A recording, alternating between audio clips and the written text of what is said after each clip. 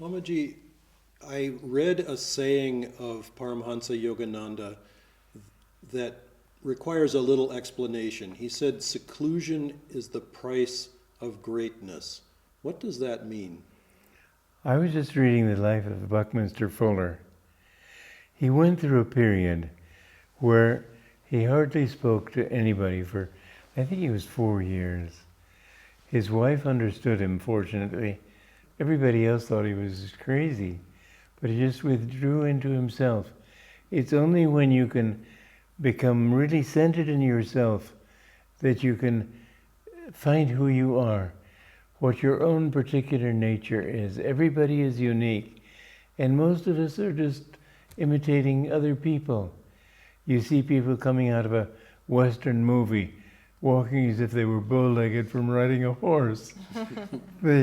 They imitate values, opinions, everything. Seclusion helps you to get into your inner self and to realize that this is what I am, this is what I have to do. It was after that period that Buckminster Fuller became greatly successful in this world.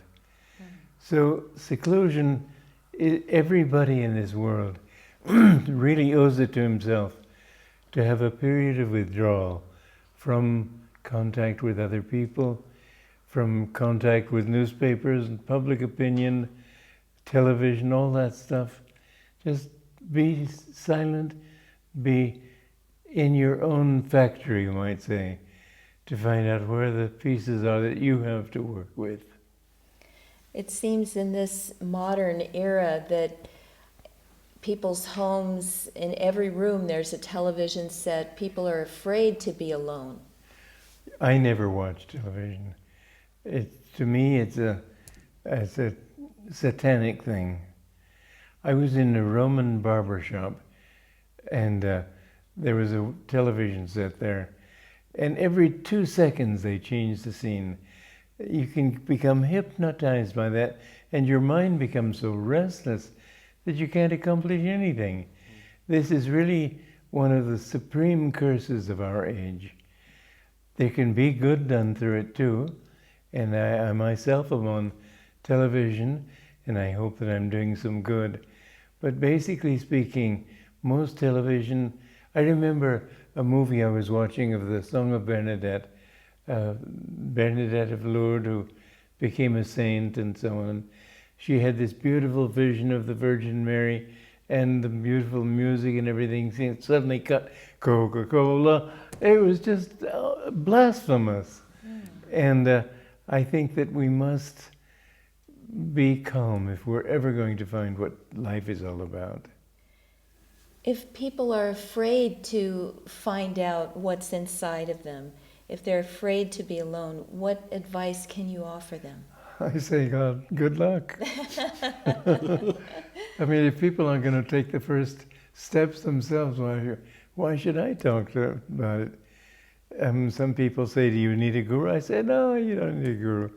But if you really know that you want God, if you want to change yourself, if you want to reach perfection as Jesus said we should do, then you need somebody wiser than you who can lift you up to that state. And the same thing with advice. If people really want to, then I would say, then turn off your TV. Don't have it in every room. Spend more time meditating. Take walks in the country. When you talk about serious things. Don't always talk about what you just bought. And if you can do that, then realize we're here for a purpose. And we can blow lifetime after lifetime just frittering it away on nonsensical things. Swami, how have you practiced seclusion in your life? Well, I have practiced by taking periods of seclusion. I have tried to, this is in the past, in recent years I have not been physically able to be in seclusion in the same way. But I remember 2 weeks a year of complete silence, not speaking to anybody, meditating many hours a day. I know that's more than I can expect of most of my listeners here. But nonetheless, if you can take some time every day to be with God, some time to be alone, don't feel that you've got to fill every second with some kind of distraction, then you begin to face what is in your life, not what is just froth. It seems that keeping silence, as you're mentioning, would be a way to become more powerful. Very important. In your speech. Very important. So that your words actually carry authority and power. Is that true? You know, there's a story of Saint Anthony of the Desert to distinguish him from Saint Anthony of Padua. And he lived for 90 years in the desert. He had no one to speak with, but he had the experience of God.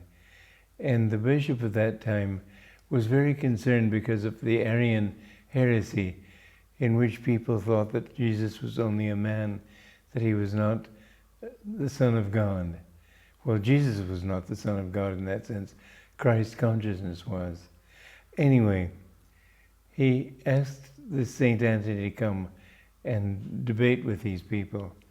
He didn't have anything to say, but in the middle of the sermon, of the service, where it said, I believe in Jesus Christ, the only begotten Son of God, etc. Voices in the audience said he was a man, not a God. And St. Anthony didn't go into a long theological argument. He got up and he said, I have seen him. And because he had seen him, his words had power and nobody could say anything. When you have experienced something, it's altogether different from just saying it as an opinion. It contains power.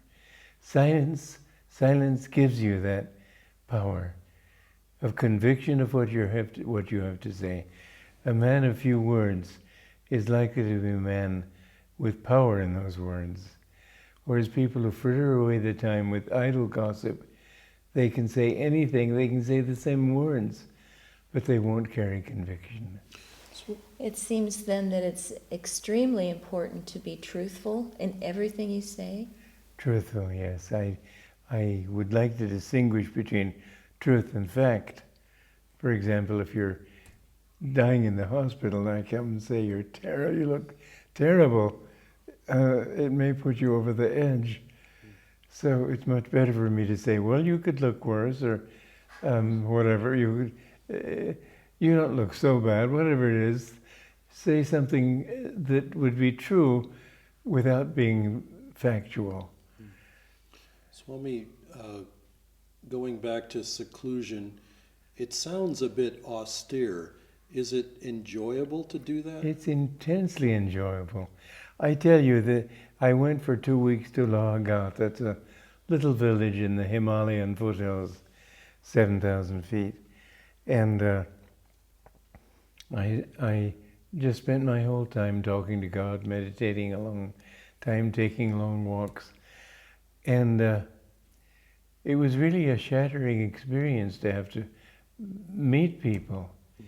But I found that there was so much enjoyment in that it took a lot of willpower to have to leave it. Duty forced me to come out. But I could have been there the rest of my life and never cared to go anywhere. It was so blissful. So if you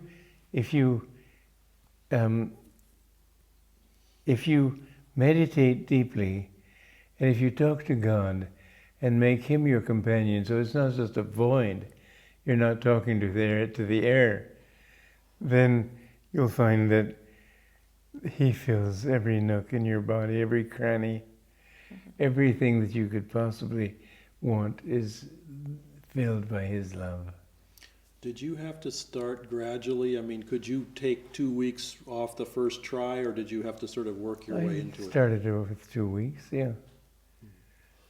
Yeah. And the shattering experience of meeting people, it must be very jarring then. It was very jarring, but I had to overcome it. That seems a danger of having seclusion. Well, I don't think so. I mean, you can overcome it, But to be in seclusion, yes, you do reach the point where you don't want to talk to people. If somebody comes to you and tries to talk, you do feel sort of shattered by it. You can do it. You can talk if you have to. I would say that's not a danger at all. You don't have to be concerned about madness or something like that. People have all sorts of strange ideas about being alone. And Well, I was talking to God. I was not talking to myself, except I could say it was my higher self. And no, I really don't know anything about madness, so I just can't say. But I must say that I never was so clear in my mind as in that period, or in the different periods I've had of seclusion. And I know we used to go out to the desert, and a brother monk of mine, after 2 weeks, he said one thing to me. He said, "What's this?" Because I had left some food in the frying pan. And I told him what it was. It was the only words we spoke in those 2 weeks. But it was absolutely beautiful. I just loved it. It would And seem, it was interesting that we also felt very close to each other because of that seclusion. it would seem that you would communicate on a much Yes. deeper level. And in fact, I found that he would only have to have a thought and I'd say it. We would know each other's thoughts. so you were nearby each other then somewhere? Well, we had the 2 rooms in the same little hut. Okay. Yeah. So my seclusion was in one room, his was another. We had a living room and a kitchen. So we had to share a little bit. But I found that in that our attunement became so close that we knew each other's thoughts. Yeah. The madness, madness is confusing the mind. This clarifies the mind. The more you are alone and the more you talk to God, the more you spend your time emptying yourself of all the madness of this world, the more you become clear in your mind, the more you know what life is really all about. And it's a period of, I think everybody should have some time alone. Don't think that as soon as you get home you got to turn on the television. Spend some time with in meditation. Spend some time with God. Spend some time with your wife or husband in silence. You'll find you can communicate more deeply that way.